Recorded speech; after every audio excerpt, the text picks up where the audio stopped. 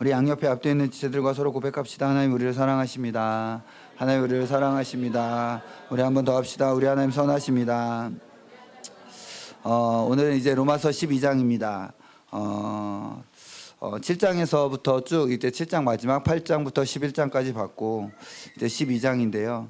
8장부터 11장까지 신자의 곤고한 실존을 해결해 주시는 하나님의 일하심, 이것을 중심으로 보았습니다. 8장에서는 생명의 성령의 법으로 일하시고 9장에서는 토기장이신 선택하시는 주권자 하나님, 10장에서는 율법의 마침이 되신 그리스도가 이제 등장하시게 됩니다. 그래서 8장, 9장, 10장에서 보면 성령, 성부, 성자, 삼위 하나님의 열심 속에서 지금 신자의 삶, 우리의 삶은 하나님의 구원이 되고 그의 인생은 하나님의 손 안에서 빚어지는 작품이 된다는 것을 보았습니다. 그러니까 우리는 우리가 어떤 작품을 이 땅 가운데 마련해내는 자들이 아니라 우리가 하나님 앞에 빚어지는 작품으로서 이 인생을 산다는 것을 보는 눈이 필요합니다. 그러니까 우리는 내가 무언가를 이뤄냈어, 내 바깥에 내가 이렇게 해놓은 것들을 봐, 난 이거 해냈어, 우린 거기에 집중하게 되는데 복음은 그게 아니라 그것들 다 세상에 망할 것들이고 사라질 것들이다. 하나님께서 지금 너의 인생을 통하여 빚어내는 작품은 너다라고 하시는 것을 지금 봐야 한다는 것이죠. 그리고 11장에서는 이 하나님의 이 구원하시는 손길이 완전하기에 하나님 우리의 모든 못남과 연약함과 찌질함에도 결국 우리를 완성해 내시는 그 하나님에 대한 믿음은 결국 불순종하는 이방과 이스라엘 모두를 구원해 내시는 이 구속사의 결론으로 나타나게 될 것이다 라는 내용이 11장에서 본 것이죠. 그리고 이제 12장에서는 다시 신자의 실존, 신자의 삶으로 갑니다. 7장에서는 오라 나는 공고한 자로다 라고 고백할 수밖에 없었던 이 인간의 실존이 8, 9, 10, 11장을 지나서 12장에서는 그럼 이제 신자는 어떤 삶을 살아내는가, 신자의 삶은 무엇인가가 나타나는 것이죠. 우리는 여기서 정말 주의해야 됩니다. 8장부터 11장까지 이 영광스러운 복음, 그 복음의 영광과 자유, 놀라운 신비의 경륜을 배워놓고는 사실 너무나 어이없게도 다시 우리의 삶으로 돌아갈 때는 그거 다 뒤로 한 다음에 이 은혜의 손길에서 벗어나 마치 그것이 없었던 양 다시 어떤 율법주의와 인과율에 종속되어지는 삶으로 다시 그냥 그렇게 돌아가게 되어지는 것이 우리의 마음이에요. 그러니까 이 타락한 인간의 본성, 이 자기중심성 안에서의 자기 원리로 살아가려고 하는 이 인간의 마음의 미혹이 얼마나 강력한지를 아셔야 됩니다. 그래서 우리가 7장에서 오라 나는 공고한 자다라고 해서 이에 대한 대답으로 8장, 9장, 10장, 11장까지의 놀라운 하나님의 경륜, 깊도다 하나님의 지혜와 지식의 풍성함이여 라고 해놓고 다시 12장에 와서는 다시 이전의 삶으로 그러면 조금 더 열심을 내보자 라는 것으로 사실 12장에 들어가게 되기가 너무 쉽고 사실 그렇게 가지 않은 것을 보기가 사실 솔직하게 얘기하면 그렇지 않은 것들을 보기가 어려울 정도의 사실 성경의 해석 가운데서 우리가 거기로 돌아가면 안 된다 라는 말씀을 지금 오늘 드리려고 하는 것입니다. 그러면 이제 12장에서 사도가 말씀하시는 이제 이 복음의 영광과 자유를 아는 신자의 삶이 무엇인지에 대해서 함께 나누려고 합니다. 오늘 말씀의 제목은 선으로 악을 이기는 산재물입니다. 한번 따라해 볼까요? 선으로 악을 이기는 산재물. 한 번만 더 해볼게요. 선으로 악을 이기는 산재물. 요 문장으로 문장은 아니고 뭐라고 해야 되지? 여튼 이걸로 오늘 설교를 이렇게 좀 정리해 주시면 좋겠어요. 우리 1절 2절 말씀 같이 한 번 더 읽겠습니다. 시작. 그러므로 형제들아 내가 하나님의 모든 자비하심으로 너희를 권하노니 너희 몸을 하나님이 기뻐하시는 거룩한 산재물로 드리라. 이는 너희가 드릴 영적 예배니라. 너희는 이 세대를 본받지 말고 오직 마음을 새롭게 함으로 변화를 받아 하나님의 선하시고 기뻐하시고 온전하신 뜻이 분별하도록 하라.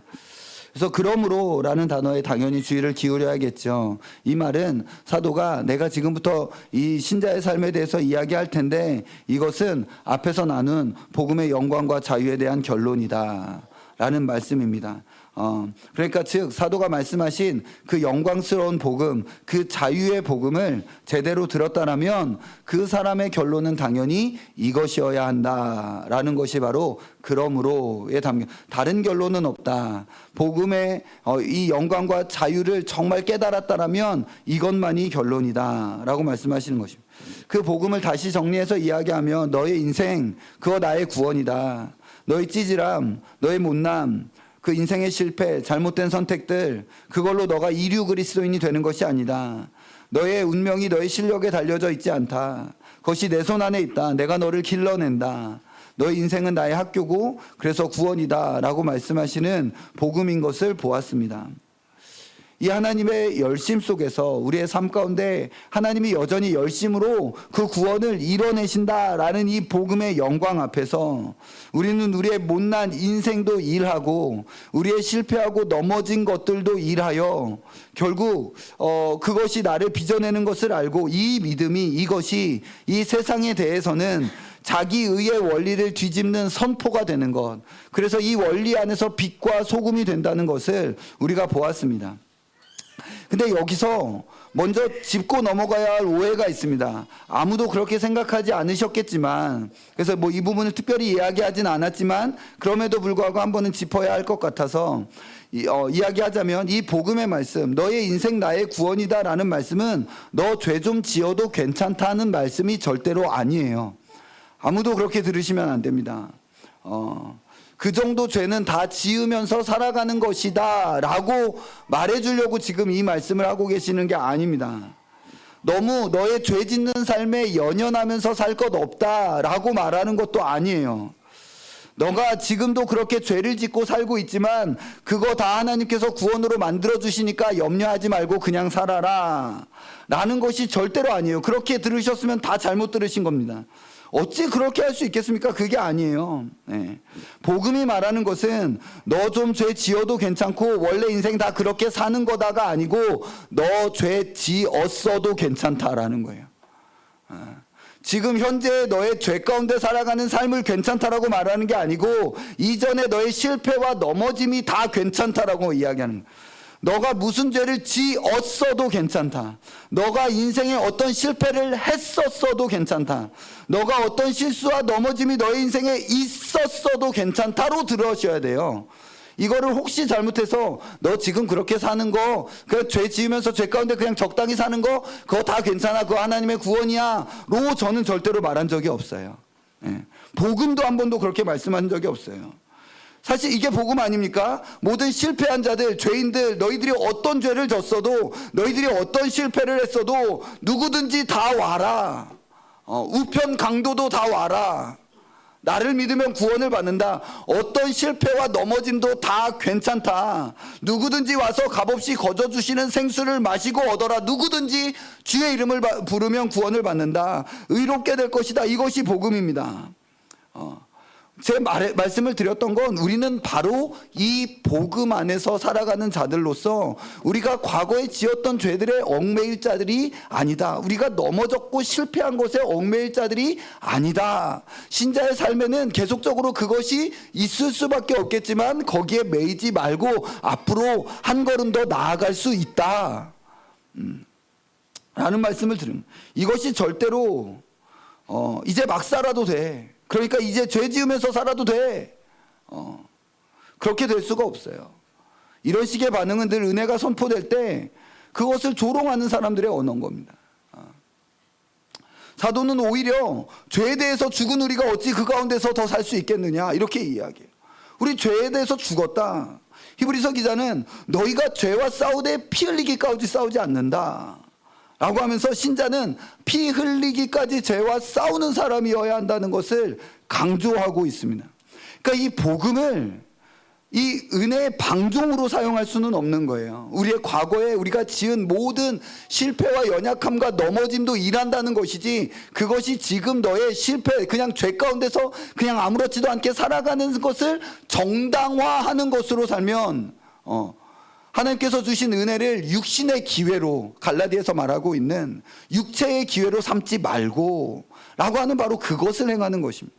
그 위험은 늘 우리에게 있죠. 그러나 그것을 정신 차리라고 갈라디아서 이야기하고 사도 바울은 계속 그렇게 이야기하는 거예요. 복음이 전해지면 그것을 늘 방종으로 사용하려고 하는 육체의 악함이 우리 안에 있기 때문에 그렇습니다. 복음은 하나님의 그 손길과 절대적 주권 안에서 우리의 모든 넘어짐과 실패와 연약함과 못남까지도 능히 사용해내시는 말할 수 없는 하나님의 지혜와 능력에 관한 것이지 절대로 죄에 대한 면허증이 될 수 없어요. 복음을 죄에 대한 면허증으로 사용하려고 하면 다 틀린 겁니다. 복음의 비읍자도 모르는 거예요. 하나님이 스데반을 죽인 사도 바울의 실수를 가지고 사도 바울을 빚어내신다는 거예요. 그것이 또 스데반 죽여도 되겠네로 가면 이상하다라는 거죠. 복음은 그런 게 아니라는 겁니다. 오직 은혜, 오직 믿음, 오직 그리스도, 오직 하나님의 영광의 복음은 교회 역사에서 한 번도 복음을 죄에 대한 면허증으로 말해본 적이 없습니다. 절대로. 오히려 완전을 추구하게 만드는 거예요. 그리스도의 의를 얻었으니 그리스도의 이 충만한 분량 외에는 그 표대를 향하여 늘 달려가야지 어디에도 이 정도면 됐어 가 없다. 이게 복음이 말하는 우리의 자유라는 겁니다. 표대를 향하여 달려갈 자유, 마음껏 은혜 안에서 진리를 행할 자유, 그것을 우리에게 주었다라는 것이죠. 이 기초 위에서 오늘 사도가 말씀하시는 너의 몸을 거룩한 산제물로 드리라고 하시는 말씀을 이해하셔야 됩니다. 신자는 우리 모두에게 주어진 그 영광스러운 약속에도 불구하고 여전히 이 몸 안에서 살아가고 있음을 지금 사도는 이야기하고 있는 것입니다. 사도는 이 신자의 삶을 몸 안에서 산다라고 이야기하면서 그 삶, 신자의 삶은 슈퍼맨의 삶이 아니다. 세상을 초월한 듯한 삶이 신자의 삶이 아니다. 오히려 신자의 삶이라는 것, 여러분 그 당시에 로마 교회 성도들, 이 편지의 원독자들, 종이고 그냥 노예로 살았던, 그리고 그냥 그 일상을 살아냈던 사람들의 삶을 지금 보면서 지금 이 말씀을 전하고 있는 거예요. 사도 바울은 오히려 하루하루 쳇바퀴 돌듯 살아가는 그 삶이며, 주인이 명령한 것들을 해내야 하는 종들의 삶이며, 자식들을 뒷바라지하고 키워내고 길러내야 하는 그 삶이고, 밥하고 청소해야 하고 하루에 맡겨진 일을 하고 씻고 지친 몸으로 침대에 누워야 하는 그 삶, 그것을 지금 너의 몸을 이다라고 말하고 있는 것입니다. 뭔가 초자연적이고 세상을 초월한 듯한 그런 것이 아니라 매일매일 쳇바퀴 도는 바로 너희들의 주어진 그 삶의 정황과 자리 안에 주어지는 그 삶의 그 자리에서 그 삶을 산제물로 드려라, 이렇게 이야기를 하고 있는 겁니다. 산제물로 드려라. 그럼 이게 도대체 무슨 말씀인가? 난 맨날 밥하고 청소하는데, 난 애들 씻기고 똥 닦아주고 난 그러면서 사는데 너희의 몸을, 이 하루하루의 삶을 산제물로 드려라는 건 도대체 뭡니까? 우리는 이 산제물이라는 말을 너무나 쉽게 헌신과 내어드림으로 대치해버립니다. 물론 헌신과 내어드림이다라는 의미가 포함될 수 있지만 그거보다는 사실 훨씬 더 깊은 의미라는 것을 아셔야 됩니다. 그 단어들로 표현되는 것 이상, 헌신, 그것 이상의 의미를 봐야 돼요. 왜냐하면 그 의미의 핵심, 산제물이 말하는 의미의 핵심은 바로 그 너머에 있기 때문에 그렇습니다.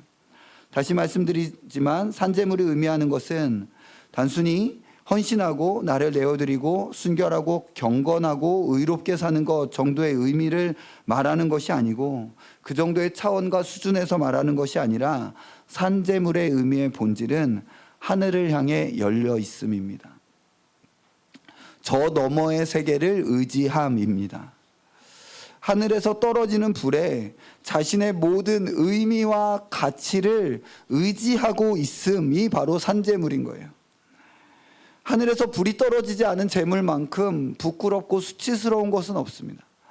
내가 하나님 앞에 제물을 드렸는데 그거 나 안 받아 라고 하는, 그러니까 내가 막 이렇게 열심히 했는데 그것의 의미와 내용과 가치는 전적으로 내가 아니라 저분에게 달려져 있는 게 산제물인 거예요. 가인의 제사를 한번 생각해 보세요. 아론하고 이렇게 아론이 아니고 아벨하고 같이 이렇게 제물을 드렸는데, 아벨과 그의 제물은 받으셨는데 가인과 그의 제물을 받지 않았을 때 그 제물은 아무 가치 없는 것이고 아무 의미 없는 것이고 오히려 그것을 드린 것이 수치가 되어지는, 바로 그것이 산제물이라는 것입니다. 그 제물의 가치와 의미는 제물 그 자체에 절대로 담겨져 있을 수 없는 것. 그래서 너의 몸을 산 제물로 드리라는 것은 너의 삶의 의미를 스스로 규정해내려고 하는 모든 시도와 원리와 방식들에서부터 나와라 라는 거예요. 맨날 쳇바퀴 돌듯 살아가는 너의 그 모든 삶, 그 삶의 가치를 내가 지금 이거 해낸 것, 그냥 그 안에서 그것들을 그냥 닫힌 채로 그냥 하려고 하지 말고 하나님 앞에 드려진 것으로, 하나님 앞에 살아낸 삶으로 하나님께서 결국은 그것들을 쓰실 것이다 라는 의미 안에서 그 삶을 살아내는 것이 산제물로 드리는 것입니다. 무슨 말인지 이해가 되시나요? 뭔가 들으실 때 고개를 가끔씩 끄덕여 주셔야 제가 이게 앞으로 나아갈 수 있습니다. 스스로에 의해 그 의미와 가치가 규정되지 않는 삶, 내 손, 내 실력, 나의 성취와 나의 행위에 이것들이 지금 결론되어졌다라고 이렇게 결론 짓지 않는 삶, 그냥 이렇게 하나님을 향해 열어놓는 삶, 그 하루하루의 인생, 그것이 바로 산제물로 드리는 삶이라는 것입니다. 이것이 바로 2절에서 이 세대를 본받지 말고 라고 말씀하시는 이유인 거예요. 이 세대를 모방하거나 이 세대를 따라하지 말고 그 하늘의 것, 그것을 바라보고 그 오는 세대의 원리에 그것을 향하여 살아내는 것을 지금 이야기하는 것입니다. 너는 지금 심판받아 망할 이 세상에 속한 자가 아니다. 너는 하늘에 속한 자고 오는 세상에 속한 자다. 하늘을 향해 열려있는 자로서 살아라가 바로 산제물이라는 거예요. 이 세대를 본받지 말아라. 이 세대는 자기 원리 안에서 자기 스스로 자기의 의미를 규정하고 정의해내려고 하는 모든 시도의 그 원리에 동조하지 말아라 라는 것입니다. 여러분, 이게 얼마나 엄청난 이 미혹에 대한 도전이고 치열한 싸움에 대한 지금 외침인지를 보실 수 있어야 됩니다. 왜냐하면 우리는 너무나 그냥 자기 안에서 자기의 삶을 규정하고 정의하고 닫아놓고 결론 지려고 하는 것이 너무나 자연스러워요. 그냥 그게 자동적으로 되어져 버려요. 깨어 있어야 된다라는 말이 그런 것이죠. 그것이 바로 이 삶, 하늘 향해 열려있는 삶이 오늘의 쳇바퀴 도는 것과 같은 그런 일상들, 아이고 도대체 뭐가 있나라고 하는 그 삶, 이 몸뚱아리 속에서 별것 아닌 것 같은 삶, 이 삶을 산제물이라는 영광된 삶으로 살아가는 길, 그것이 바로 구원이 되는 삶, 너의 삶 그거 나의 구원이다 라고 말하는 그 진리에 합당한 삶이다 라고 말씀하시는 것입니다. 너의 삶 그거 나의 구원이다 라고 했을 때 하늘을 향해 열려져 있는 태도와 자세, 그게 바로 산제물이라는 것입니다. 여러분, 이 삶은 산제물의 삶은 실패하지도 않고 넘어지지도 않고 경건과 거룩의 끝판왕, 그러니까 우리가 마치 산제물을 헌신과 내어드림 정도로 하면 경건과 거룩의 끝판왕으로 좀 살아봐라 라고 하는 것으로 듣게 됩니다. 그러나 오히려 이 삶은 회개하는 삶이고 주님 외에는 나에게 소망 없음을 보는 삶이고 늘 하나님으로 말미암아 내가 정의된다는 사실을 기뻐하는 삶이고 하나님이 아니면 저의 존재는 수치가 될 수밖에 없습니다 라는 사실을 인정하는 삶이 바로 산제물의 삶이라는 것입니다. 그러니까 완전히 의미를 다르게 읽고 있는 거예요. 우리는 이것을 그냥 경건과 거룩의 끝판왕으로 좀 이렇게 던져드리면서 살아라 정도로 읽는 것입니다. 그리고 이것이 우리의 드릴 영적 예배다라고 말씀하십니다. 이 영적인 예배라는 것은 이것이 합당한 예배고 합리적인 예배다라는 것인데, 이는 우리에게 마땅히 살아야 할 삶이며 동시에 기계적이고 합리적이라는 것은 기계적이고 자동적인 것이 아니라 인격적인 것임을 의미합니다. 이 말은 2절에서 오직 마음을 새롭게 함으로 변화를 받아 분별해라 라는 말씀과 맥을 같이 하는 거예요. 그래서 이 산재물의 삶은 하나님을 향해 열려진 삶으로서 하나님과 그분의 뜻을 알아가는 삶이요, 그래서 그 안에서 성장하고 자라가는 삶, 분별하면서 하나님께서 지금 인생 가운데서 나를 이렇게 키워내시는구나, 나를 이렇게 길러내시는구나. 이 야곱이 그 마지막에 내 평생 나를 길러내신 하나님이다라고 말씀하신 그 하나님 있잖아요. 야곱의 그 엇갈린 손 안에서 내 평생 내 모든 인생 가운데 나를 길러내신 나의 하나님을 보는 것이 하나님을 향해 열려진 자들로서의 산재물의 삶이라고 이야기하는, 그렇게 성장해 나아가는 거예요. 그래서 산재물의 삶은 그냥 한번 각오하고 이 한번 꽉 물고 그냥 한번 확 죽어버리고 그냥 한번 믿음으로 질러버리면 되는 그런 삶이 아니라 하늘을 향해 열려진 삶으로 오늘을 배우고 하루를 배우며 내 생각과 다르신, 나는 이렇게 하면 될 줄 알았는데 또 이 인생의 여정 가운데 하나님의 뜻이, 내 삶이 하나님의 뜻 안에서 지금 하나님의 생각은 내 생각과 다르시군요 라고 하면서 그 하나님의 넓으신 그 품을 배워가고 알아가고 인정하고 수긍해 가면서 그 안에서 성장해가고 길러내지는 삶이 산재물의 삶이다 라고 이야기하고 있는 거예요. 산재물의 삶은 열려진 삶입니다. 하늘을 향해 열려진 삶.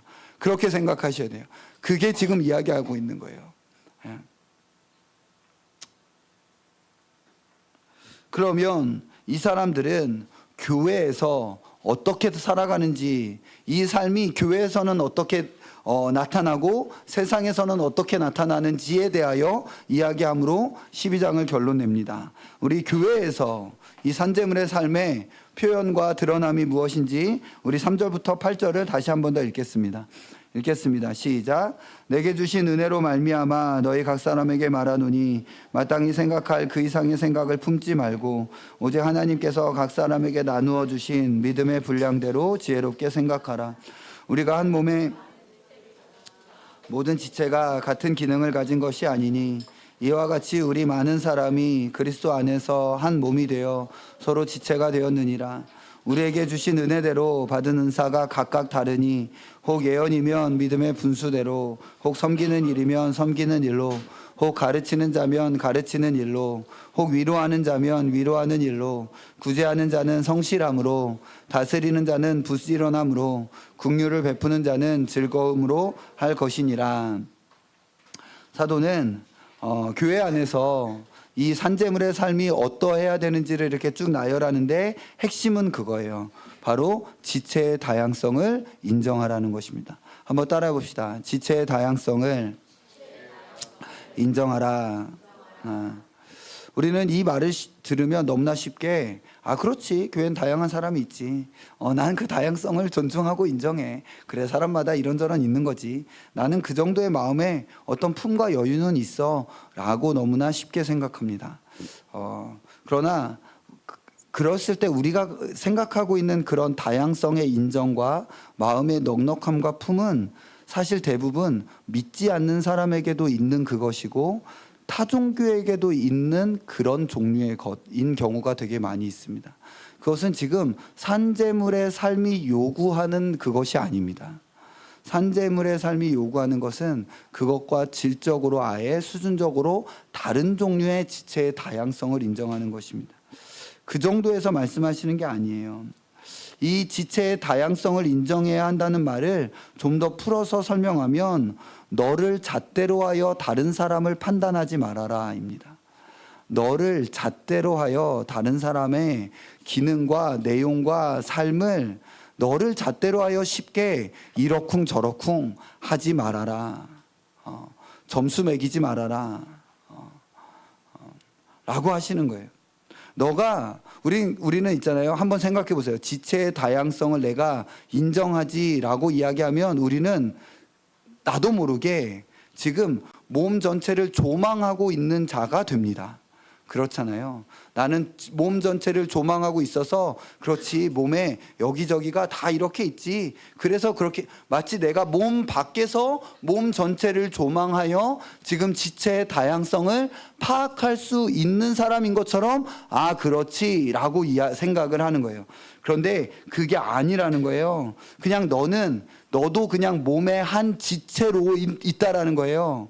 지금 너는 몸의 한 지체로서 너의 너됨과 너의 분량과 너의 자리에서 너가 할 그 역할을 수행하고 있을 뿐임을 기억해라 라는 것입니다. 너가 주제넘게 지금 믿음의 분량대로 주제넘게 마치 네가 전체적으로 무언가를 조망하여 그래 몸 전체 이렇게 있지 라고 네가 몸 바깥에서 몸 전체를 조망하고 있는 자인 척 하지 말고 너도 그저 몸의 한 지체로서 그냥 기능하고 그냥 너의 자리에 있다라는 것을 인정하고 수긍하여 너의 몫을 해라 라는 것이죠. 네가 전체를 파악하고 있지 않아도 안심해라. 괜찮다는 것에 안심해라 라는 거죠. 왜냐하면 머리가 그리스도시고 전체를 보시는 분은 하나님이 하나님의 주권 가운데서 그것을 하고 있다는 거예요. 그러니까 네가 전체를 이렇게 조망하면서 막 이렇게 해야 된다라는 그런 불안함을 버려라.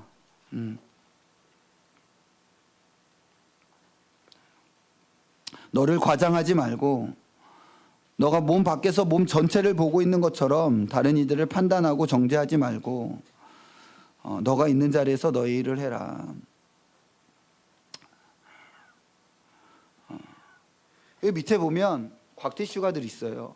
이렇게 제가 곽티슈 이걸 써야 될 때 각티슈인가요? 곽인가요? 각인가요? 각. 지금 다 헷갈렸어. 각이에요. 여튼 각 티슈가 있어요. 제가 이거를 눈물이 나서 닦으려고 하면 늘 이게 여기에 있어요. 누군지 모르는 사람이 여기다 이걸 늘 하고 계신 거죠. 이거 누가 어디 GM에서 이거 하고 있는 건 아니에요. 그냥 누군가가 어디에서 그냥 자기 자리에서 뭔가 필요를 보고 그래 그럼 저거 내가 해야겠다. 돈 받아서 하는 것도 아니고 자기 거 가지고 그냥 보이는 대로 자기의 자리에서 그걸 하는 거예요. 뿐만 아니라 교회 모든 지체들이 각자의 자리에서 분명히 교회에서 어떤 물건이 늘 그 자리에 있는 건 그걸 챙기는 그 사람이 있기 때문에 그런 겁니다. 네. 그냥 늘 그 자리에서 그냥 이거 내가 하면 되지. 이건 매주 여기 있어 라고 하지 않고 그냥 매주 내가 하면 되지 라고 해서 그냥 그 일들 각자의 자리에서 보이는 대로 그것들을 각자 내가 다 모르고 내가 다 알지 못하는데 각자의 자리에서 교회를 섬기고 세워 나아가는 지체들이 있다라는 것을 인정하는 것입니다. 그 안에서 우리가 세워져 가고 있다는 것이죠. 사도는 판단과 정죄 없이 자기의 자리에서 자기 몫을 하는 몸의 원리를 가르칩니다. 가르치는 사람은 왜 지체들이 이 정도 못 가르치는 거야. 이 정도를 모르고 왜 이걸 못 가르쳐? 라고 하지 말고 네가 가르쳐라 라고 하는 거예요 지금. 하나님께서 너의 기능을 주셨고 너에게 그 은사를 주셔서 너가 지체로서 그걸 한다면 우리는 늘 자기의 판단 기준으로 마치 자기가 전체를 조망하는 양 내가 그 정도 하면 왜 지체들은 나만큼 성경을 안 읽는 거야? 라고 하지 말고 네가 성경 읽고 그 지체들 가르쳐 줘라 라고 하시는 거예요. 그거 하라는 거죠. 섬기는 사람은 왜 이만큼 못 섬기는 거야 라고 하지 말고 너가 섬겨라. 위로하는 자면 왜 서로 다정하게 위로해 주지 못하는 거야 라고 하지 말고 네가 가서 위로해 줘라 라고 하시는 것이죠. 너에게 그거 하라고 은사를 줬는데 그 은사를 근거로 다른 사람을 판단하는 어리석음, 그러니까 마치 그 은사를 스스로 만들어낸 것 마냥 그렇게 하늘을 향해 닫혀진 마음의 태도를 버리고 너는 다른 사람에게 없는 너의 그것의 그 분량을 받았으니 그것으로 감사하며 교회를 섬길 기회로 삼아라 라고 하시는 것이죠. 이것이 산재물로 살아가는 사람에게 지금 사도께서 교회에 주시는 것입니다. 이런 다양성 안에서 다양한 자세와 태도를 말씀하신 사도는 바로 이어서 그럼에도 한 몸으로서 모든 성도들이 가져야 할 태도와 자세도 이어서 말씀하고 계십니다. 우리 9절에서 13절. 모든 이들은 모든 지체들은 이 마음을 가지고 해야 된다는 거예요. 그게 어느 지체든 어느 자리든. 같이 읽겠습니다. 9절에서 13절 말씀입니다. 읽겠습니다. 시작. 사랑에는 거짓이 없나니 악을 미워하고 선에 속하라. 형제를 사랑하며 서로 우애하고 존경하기를 서로 먼저 하며 부지런하여 게으르지 말고 열심을 품고 섬겨라. 소망 중에 참으며 기도에 항상 힘쓰며 성도들의 쓸 것을 공급하며 손대접하기를.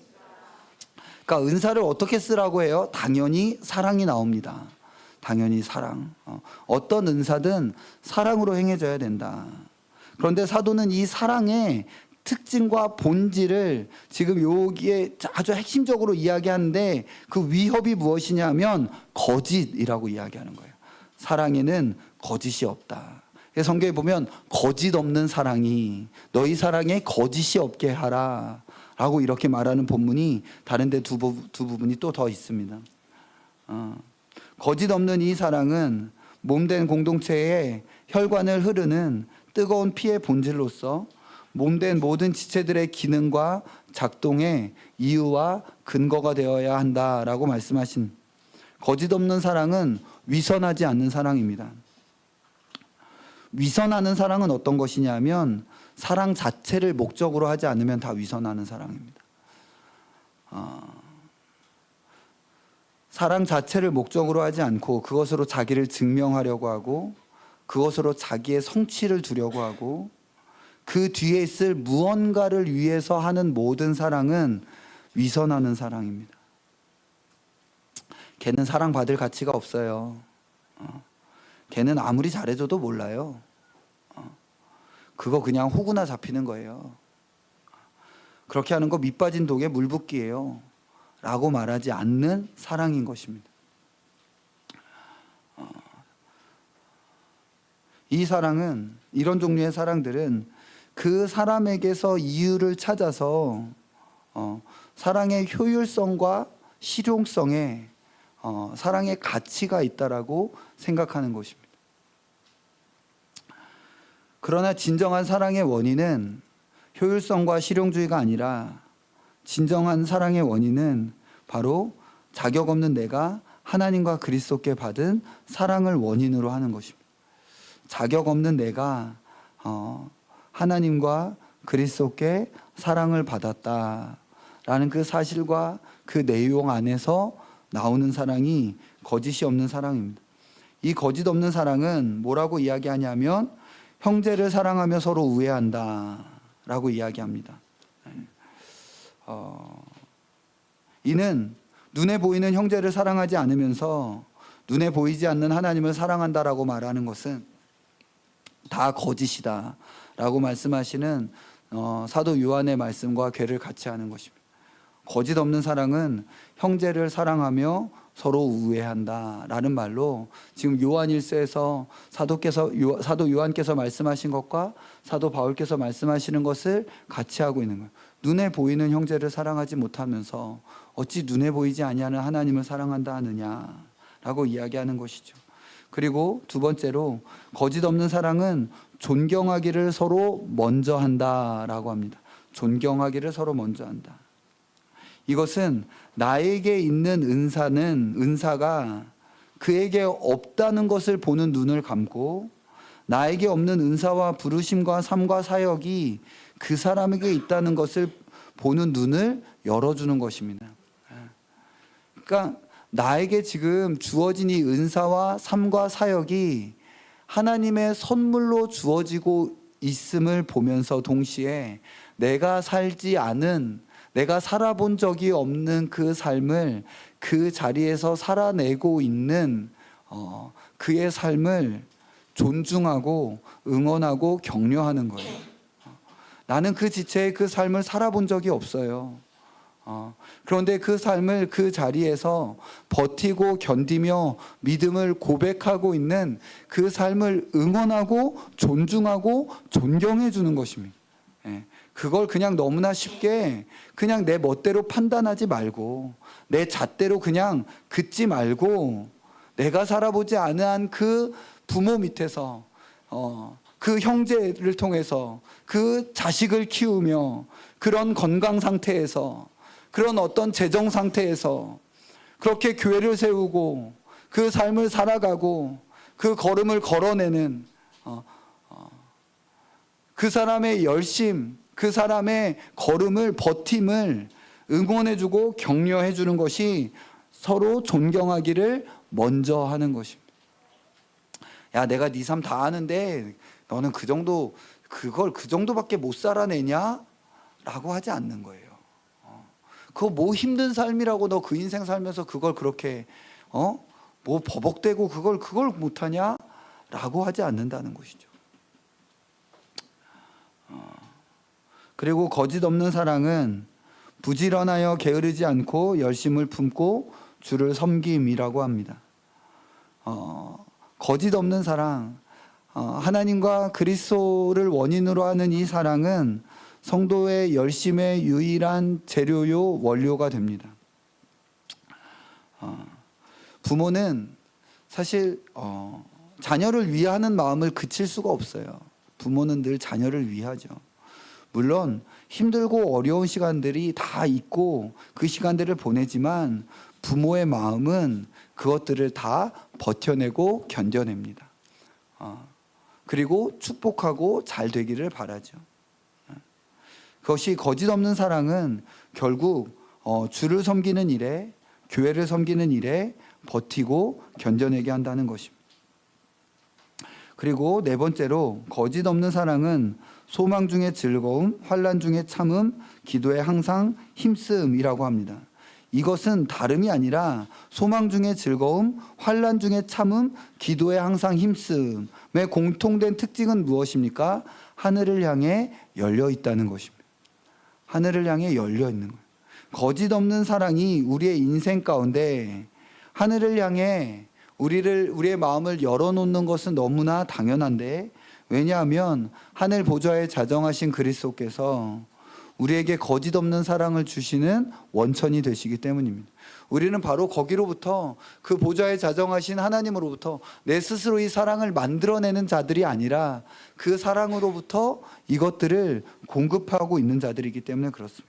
그래서 마지막 다섯 번째로 거짓 없는 사랑은 성도들의 쓸 것을 공급하며 손 대접함에 힘쓴다고 합니다.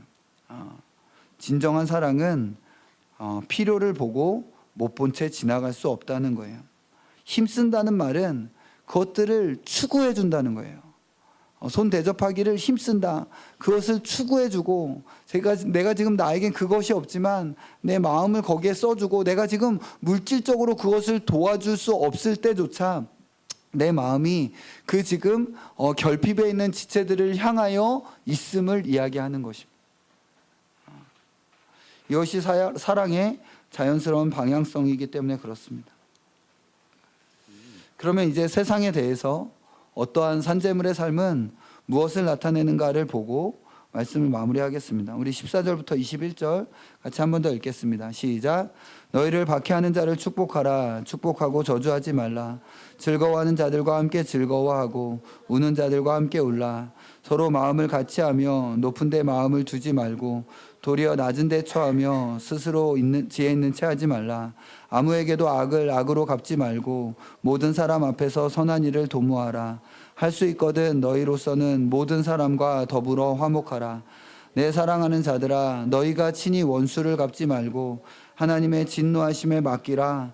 기록되었으되 원수 갚은 것이 내게 있으니 내가 갚으리라고 주께서 말씀하시니라. 내 원수가 줄이거든 먹이고 목마르거든 마시게 하라. 그리함으로 내가 숯불을 그 머리에 쌓아 놓으리라. 악에게 지지 말고 선으로 악을 이기라. 지금 세상에 대해서 산재물에 된 사람의 가져야 될 태도를 이전에 저희가 겨울 수련회 때 드렸던 말씀으로 표현해 말씀드리자면 빛과 어둠은 상호작용하지 않는다는 것입니다. 한번 따라해 볼까요? 빛과 어둠은 상호작용하지 않는다.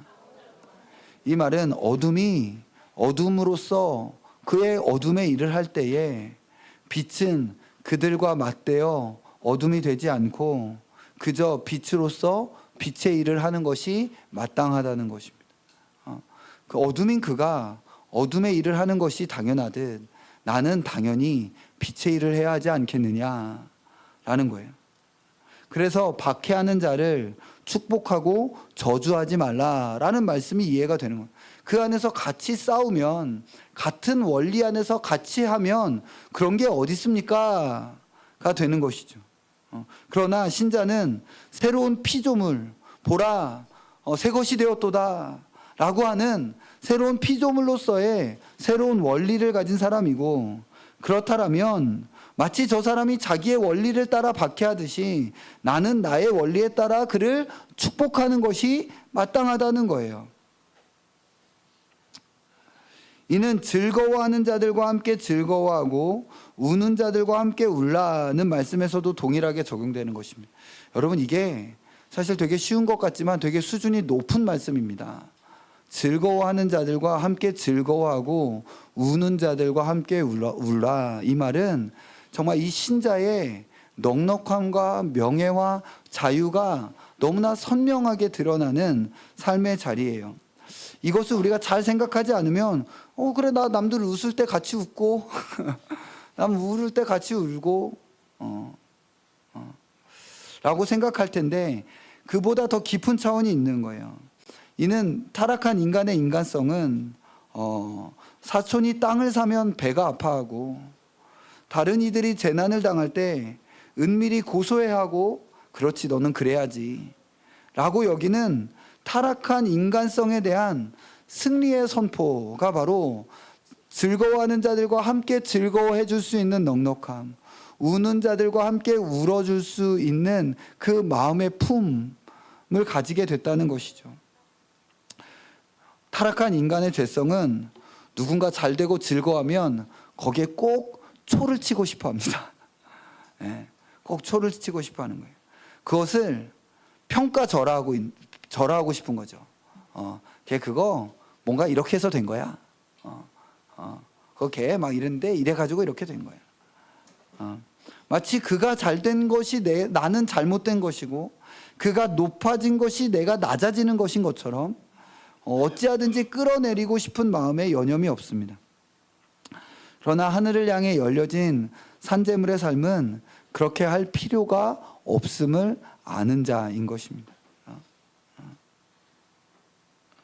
산재물로서 신자는 즐거워하는 자들 속에서 복 주시는 하나님의 선함을 이미 흠뻑 경험한 자들로 그들과 함께 마음껏 즐거워할 수 있는 자들이고, 그들의 재난과 어려움 속에서 성육신 안에 나의 슬픔의 자리에 동참해 주신 은혜를 받은 자로서 기꺼이 그들의 슬픔의 자리에 동참할 수 있게 된 자들이 신자라는 것입니다. 그래서 신자는 즐거움과 슬픔의 자리에서 해답이나 정답을 말하는 자로 있지 않고 그냥 그 옆에 함께 같은 마음으로 있어 줄 수 있는 영광을 얻게 됐다는 것입니다. 그러니까 무슨 말이냐 하면, 즐거워하는 자들을 향해서 봐, 그거 너 내 말대로 해가지고 그렇게 된 거야. 봐, 내 말대로 하니까 그거 잘 되지. 라고 궁색하게 자기를 증명하지 않아도 되는 자유를 얻은 자라는 것입니다. 슬퍼하는 자들을 향해서 거봐라, 너 내 그럴 줄 알았다 라고 교만하게 자기를 입증하지 않아도 되는 영광을 누린 자가 바로 신자다. 이것이 신자, 그들과 함께 울어줄 수 있고 그들과 함께 마음껏 즐거워해 줄 수 있는 영광과 자유를 누린 자가 신자다라는 것이죠. 답을 내려고 하지 않아도 괜찮다는 거예요. 즐거워하는 자들의 즐거움에 답을 내지 않아도 되고, 우는 자들에게 해법을 제시해 주지 않아도 된다는 거예요. 왜냐하면 신자는 자기 스스로에게 답이 없을지라도 답을 알고 계시는 분이 내 삶에 주어진 모든 것들로 지금 선을 이루신다라는 사실을 아는 영광 안에서 살아가고 있기 때문에, 그것을 그냥 막 궁색하게 막 답을 내주고 내가 막 이랬다 저랬다라고 하지 않고 그냥 그 하나님 앞에 그 모든 것을 내어드리고, 이 모든 것이 신비고 이 모든 것들이 하나님의 손 안에 있음을 알고 그저 그의 마음과 같이 해줄 수 있는 넉넉함을 얻은 자라는 것이죠. 즐거워하는 자를 향해 배아파하거나 자기를 증명하려 하지 않고 옆에서 마음껏 함께 즐거워해 주는 것. 우는 자들 옆에서 훈수 두려고 하지 않고 그냥 진심으로 함께 울어줄 수 있는 것. 이것은 하나님의 자녀의 권세입니다. 하나님의 자녀들의 권세요, 명예요, 영광인 것이죠. 이제 마지막으로 사도는 아무에게도 악을 악으로 갚지 말아라. 그 악을 악으로 갚지 말아라. 친히 원수 갚지 말아라. 오히려 원수가 줄이거든 먹여줘라. 원수가 목마르거든 마시게 해주거라. 그렇게 하면 너가 숯불을 그 머리에 쌓아 놓을 것이다 라고 이야기하는데, 이것은 나중에 하나님께서 더 강력하게 보복해 주실 거야 그런 뜻이 아니고, 우리가 원수에게 베푼 친절에 의해 그들에게 뜨거운 수치심과 양심의 가책이 불러 일으켜지게 될 것이다 라는 것이. 그들이 원수에게 우리가 친절을 베풀고 원수에게 우리가 선을 베풀 때에 그들 안에 뜨거운 수치심과 양심의 가책이 일어날 것이고, 그러면 그것이 그의 영혼을 구원하시는 하나님의 일에 쓰여질 수 있다라고 하시는 것이죠. 그러면서 사도는 앞에서 하신 모든 말씀들의 핵심 원리를 이렇게 정리해 주는데, 21절 같이 한 번만 더 읽겠습니다. 21절 같이 한번 읽겠습니다. 시작. 악에게 지지 말고 선으로 악을 이기라. 이게 아까 산재물에 대해서 말씀드린 것과 함께 오늘 가장 중요하게 두 가지 내용 기둥이에요. 산재물은 하늘을 향해 열려진 것이다. 그리고 선으로 악을 이기는 것이란 무엇인가, 요 두 기둥만 잘 정리해서 마음에 새겨주시면 정말 좋겠습니다. 이 악에게 지지 말고 선으로 악을 이겨라, 되게 멋진 말씀이죠. 그런데 우리는 이것도 그냥 깊게 생각하지 못하고 세상과 다른 종교도 할 수 있는 이야기로 이 말을, 선으로 악을 이겨라는 말을 그냥 그렇게 축소하고 왜곡시키고 희석해버립니다. 야, 그거 악을 악으로 갚지 말고 선으로 악을 이겨라고 다른 종교들도 다 말할 수 있는 그런 언어로 이것을 축소시키면 다시 도덕 싸움이 되고 윤리 싸움이 되고 그냥 율법주의 싸움이 되고 인과 율에 종속되어지는 원리로 다시 돌아가게 되어지는 거예요. 이것은 우리가 8장부터 앞에서 쭉 보았던 그 신자의 영광과 자유에 다시 족쇄를 채워놓는 꼴이 되는 겁니다. 그러니까 이걸 오해하지 않으려면 아까 산재물에 대해서 말씀드린 대로 이해해야 될 뿐만 아니라 선으로 악을 이긴다라는 말이 무엇을 의미하는지를 바르게 이해해야 돼요. 이것은 도덕과 윤리 그 이상 그 너머의 것을 말하고 있는데, 이것은 아예 존재론적 차원과 수준에서 하시는 말씀입니다.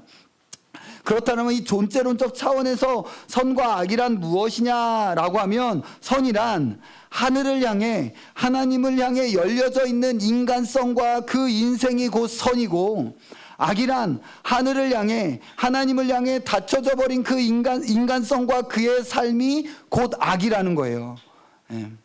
선과 악은 그렇게 규정되는 거예요. 존재론적으로 그렇게 규정된다는 거예요. 즉 모든 자율적이고자 하는 선과 감동적인 이야기와 여러 대의들, 하나님 없이도 자율적으로 스스로 입증해낼 수 있다고 하는 모든 선과 의와 가치와 의미들, 이 모든 것들은 다 악이다. 오히려 모든 비루함과 못남과 연약함과 쓰러짐 속에서 하늘을 향해 손을 들고 나의 존재의 모든 의미와 가치를 나의 창조주시며 나의 구원자이신 나의 주 앞에 의존하고 의지하고 쏟아내는 그 삶이 선이다. 이거를 배우셔야 돼요. 우리는 이것을 배우는데 너무 배운 적이 없어요.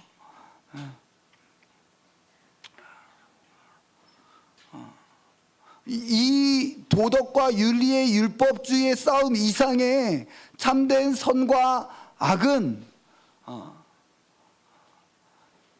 너무 우리가 이것들을 생각을 하지 못하는 영역 안에서 늘 있게 되는 거예요. 자기의 모든 것을 내어주고 자기를 불사르게 내어준다 할지라도 사랑이 없으면 아무것도 아니다 라는 사도 바울의 말씀은 이런 견지에서 주어지고 있는 거예요. 내 모든 것들을 지금 다 줬고 나를 불태워서 내어줬음에도 불구하고 사랑이 없으면 그거 아무것도 아니다 라는 것은 지금 이 선과 악의 싸움이 그냥 도덕과 윤리 싸움 이상의 것이다. 선으로 악을 이기는 것은 그것 이상이다. 존재 차원에서의 싸움이다라는. 그런데 이것을 사도는 그래서 사랑의 근본적인 질적 수준과 아예 존재론적인 차원의 다름을 말하는 것인데, 우리는 자꾸 이것을 선으로 악을 이겨라, 그리고 몸을 불사르게 내어질지라도 사랑이 없으면 아무것도 아니다라는 말을 자꾸 순도 싸움으로, 사랑의 순도 싸움으로 자꾸 그것들을 만들어내려고 하는 거예요.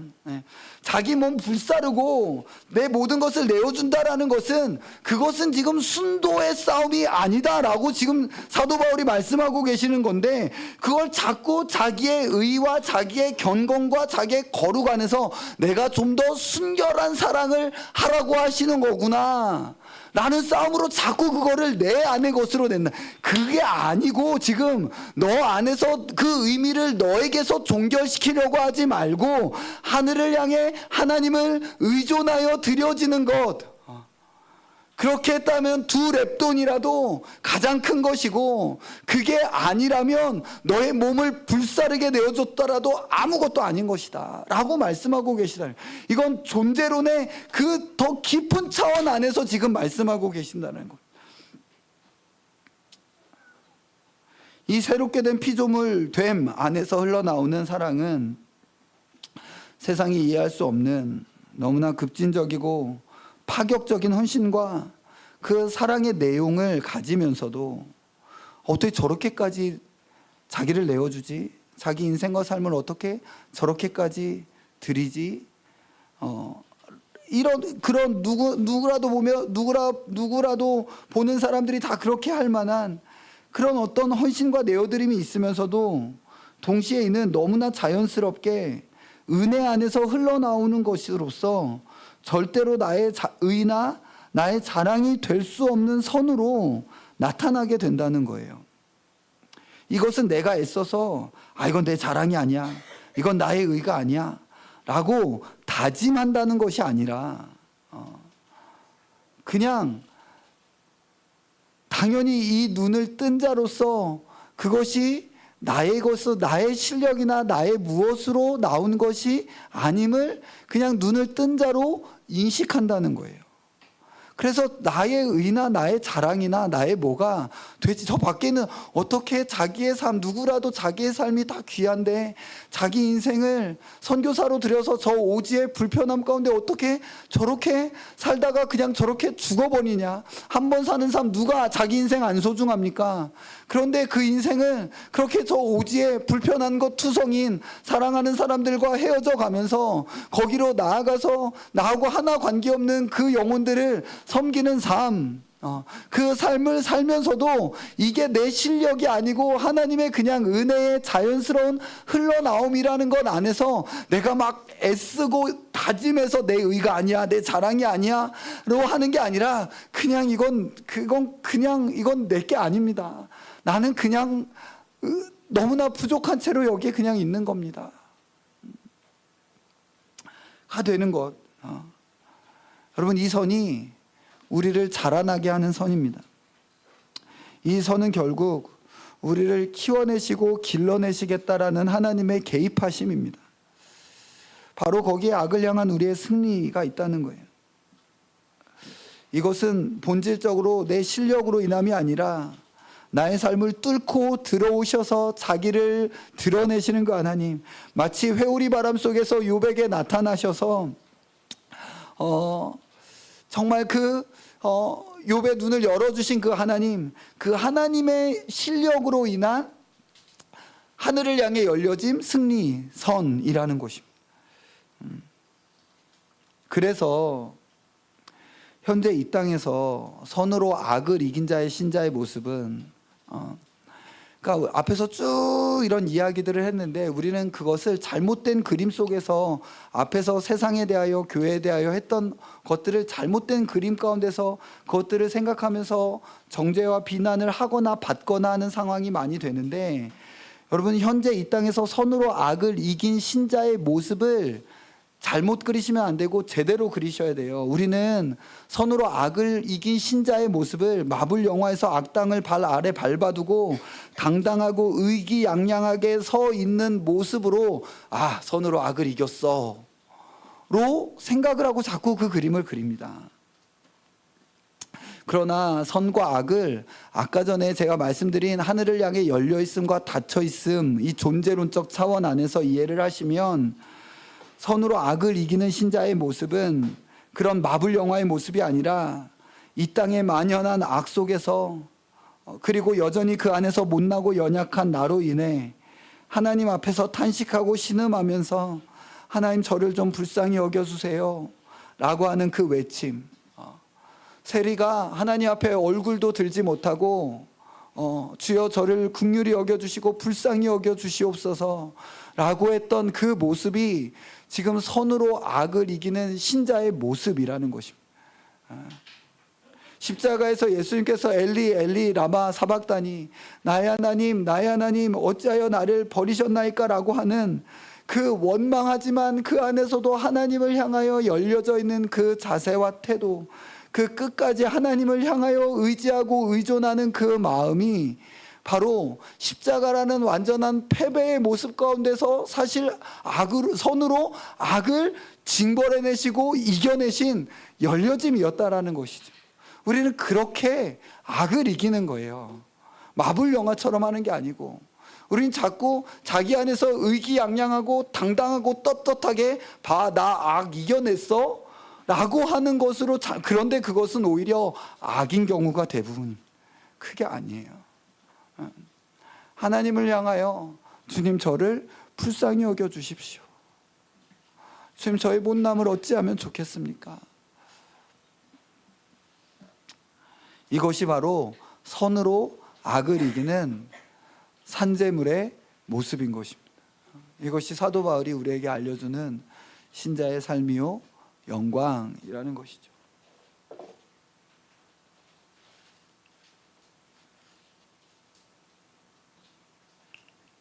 말씀을 마무리하겠습니다.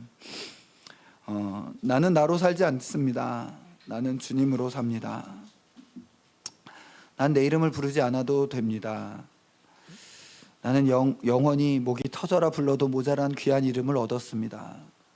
예수 그리스도, 나의 구원자, 내 인생의 구속주, 내 삶의 선한 인도자, 나 너 절대 잃어버리지 않아 라고 말씀하시는 나의 목자, 나는 그분을 믿습니다. 이것이 우리의 영광과 자유입니다. 이것이 우리의 명예요, 우리의 가치요, 의미입니다. 내 삶으로 나를 규정하고 나를 정의하지 않아도 되는 영광, 자유. 내 이 못난 삶으로 내가 규정되지 않아도 되는 권세.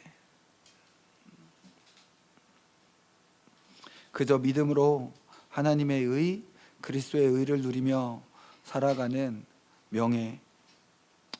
이것이 악을 이기는 선이며 몸으로 드리는 산 제물입니다. 우리 모두의 삶이 이 자유, 이 권세, 이 명예와 영광의 삶이 되기를 간절히 소망합니다. 우리 같이 찬양하고 기도하겠습니다.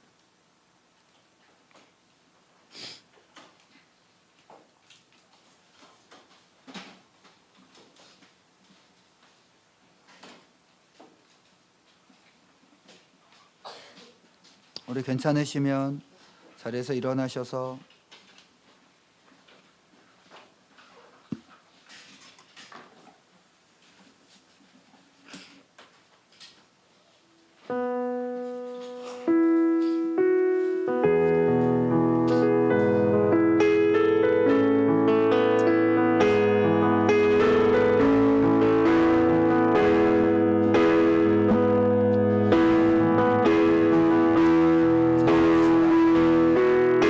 우리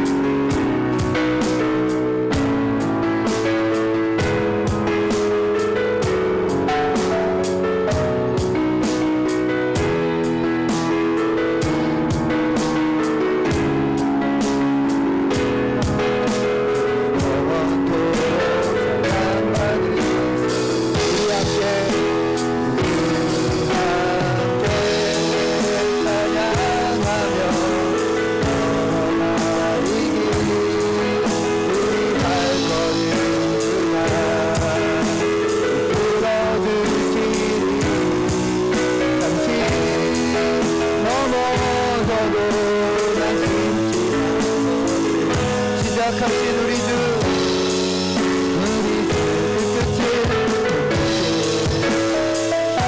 우리 목소리를 높여서 찬양합시다. 함께 찬양하며 걸어가리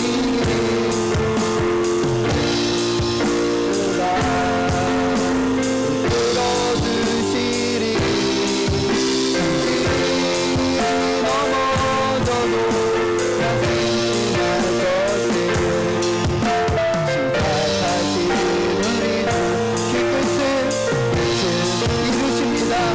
마지막으로 한 번만 더 합시다. 함께 찬양하며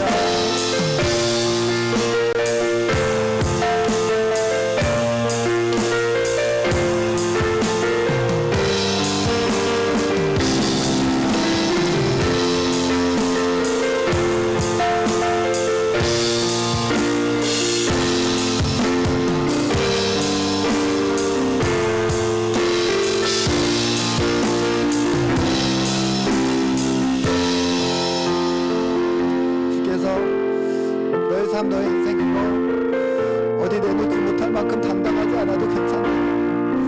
너의 삶은 그렇게 당당하고 떳떳하게 살아내지 못했어도 괜찮다. 모자란과 연약함과 실패한 가운데 그저 부끄러움만 가득한 삶이었어도 괜찮다. 그 삶 가지고 내한테 오면, 그 삶 가지고 나를 향해 열어놓으면 너의 그 인생 다 산재물이 될 것이고 내가 너의 인생 다 받아낼 것이다 하고 주께서 우리에게 말씀하십니다. 당당하게 떳떳하게 하나님 앞에 닫혀져 있는 것이 아니라 부족하고 초라하고 못났지만 하나님 그냥 이거 가지고 왔습니다 라고 하나님을 향하여 열려진 바로 그 마음, 하나님 바로 그거 원하시는 겁니다. 하나님 바로 그거 원하시는 겁니다. 하나님 이 마음으로 살게 하여 주시옵소서. 아버지 하나님, 정말 선으로 악을 이기는 산재는 못남과 연약함으로 하나님 나의 실력이 아니라 하나님으로 정이 되는 것을 기뻐하는 아버지 그 믿음과 마음으로 살다가 주의 얼굴 뵙게 하여 주시옵소서라고 우리 함께 기도합시다. 기도하겠습니다.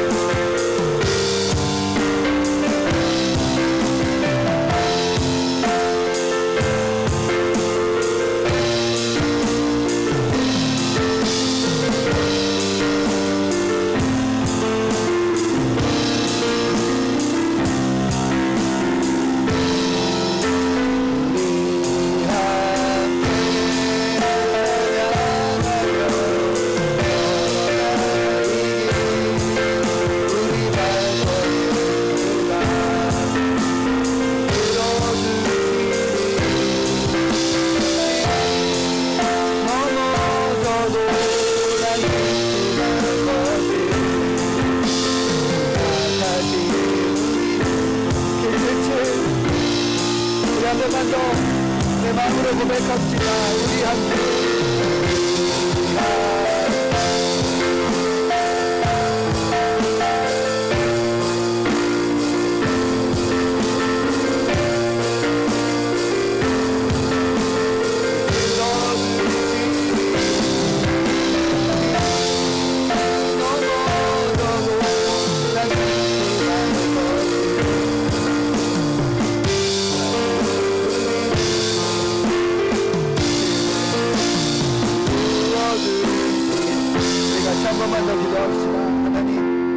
하나님 정말 우리 사랑하는 교회 지체들 함께 손잡고 하나님이 걸음 걷게 하여 주시옵소서. 하나님의 주권과 하나님의 손길 속에서 저희들을 한 교회 공동체로 하나님 묶어주셔서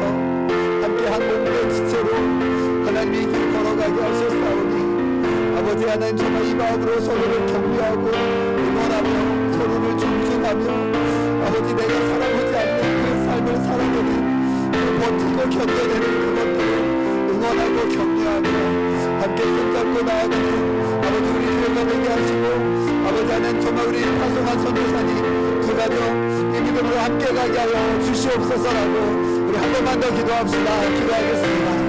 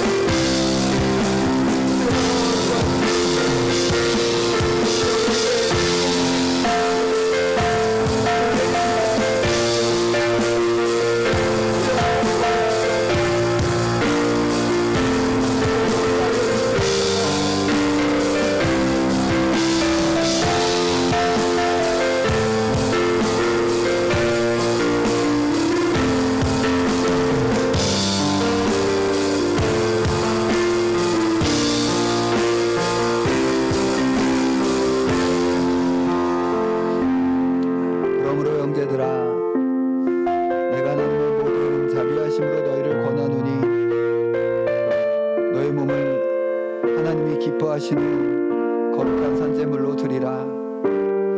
악에게 지지 말고 손으로 악을 이기라. 주님 영광스러운 복음, 말할 수 없는 복음, 다 이해할 수 없는 깊도다 하나님의 지혜와 지식의 풍성함이여 라고 탄식하고 탄성하고 아버지 하나님 감격할 수밖에 없는 그 복음을 주께서 우리에게 가르쳐 주시고 손으로 악을 이기는 산제물 된 삶, 하늘을 향해 열려있는 삶, 그것이 바로 신자의 삶이며 자녀의 권세고 우리의 영광과 자유다라고 알려주심에 진심으로 감사를 드립니다. 주님, 우리 인생이 마무리의 영화 주인공처럼 당당하고 떳떳하지 못하더라도 아버지 하나님 하늘을 향해 열려있는 마치 우리 구주께서 십자가에서 엘리 엘리 라마 사박다니 어떤 영웅적인 외침이 아니라 그저 나의 하나님 나의 하나님 어찌하여 나를 버리셨나이까 라고 외치는 그 한복판에서도 하늘을 향해 열려 계심으로 손으로 악을 이기셨던 것처럼 아버지 하나님 정말 주님 우리도 연약하고 못난 어디 내놓고 자랑할 만한 것이 못 되는 보이는 그런 인생 안에 하나님의 긍휼이 담겨진다는 것으로 인하여 기뻐하고 즐거워하며 주님 그 삶을 기쁨과 즐거움으로 살아낼 수 있도록 주님 우리와 함께하여 주옵소서. 주님 홀로 영광 받아 주시옵소서. 예수님의 이름으로 기도드립니다.